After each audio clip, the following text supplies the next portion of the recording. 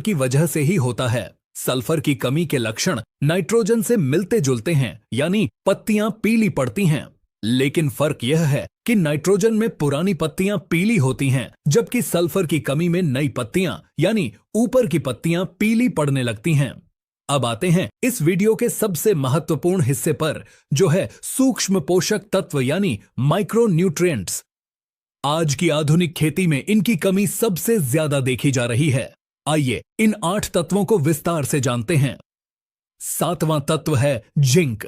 भारतीय मिट्टी में जिंक की कमी सबसे ज्यादा पाई जाती है। जिंक पौधे में हार्मोन बनाने का काम करता है, जिससे पौधे की लंबाई बढ़ती है। जिंक की कमी से पत्तियां छोटी रह जाती हैं और गुच्छे जैसी दिखने लगती हैं। धान की फसल में लगने वाला खैरा रोग जिंक की कमी से ही होता है।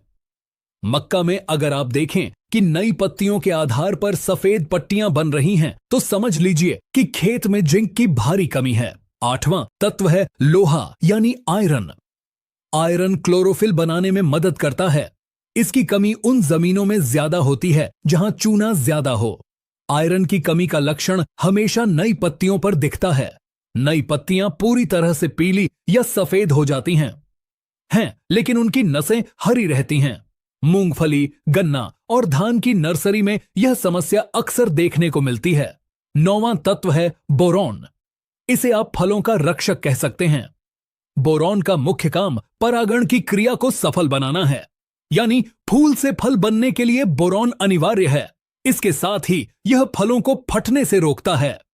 अगर आपके खेत में टमाटर, अनार या तरबूज के फल फट रहे हैं, तो यह बोरॉन की कमी है।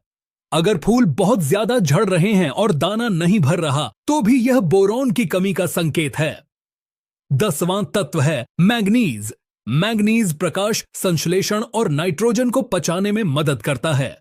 इसकी कमी होने पर पत्तियों पर छोटे छोटे भूरे या काले धब्बे दिखाई देने लगते हैं। गन्ने में फहाला रोग मैग्नीज की कमी से ही होता है। 11वां तत्व है कॉपर यानी तांबा। तांबा पौधे की रोग प्रतिरोधक क्षमता को बहुत बढ़ाता है, खास तौर पर फफूंद जनित रोगों के खिलाफ। नींबू वर्गीय फसलों में इसकी कमी बहुत देखी जाती है। इसकी कमी से डायबैक नाम की समस्या होती है, जिसमें पेड़ ऊपर से नीचे की तरफ सूखने लगता है और तने से गोंद निकलने लगता है। अनाज वाली फसलों में इसकी कमी से बालियों में दाने खाली रह जाते हैं। 12वां तत्व है मोलिब्डेनम। यह दलहनी फसलों के लिए बहुत जरूरी है। दाल वाली फसलों की जड़ों में जो गांठें होती हैं, जो हवा से नाइट्रोजन खींचती हैं, वे मोलिब्डेनम के बिना काम नहीं कर सकती। इसकी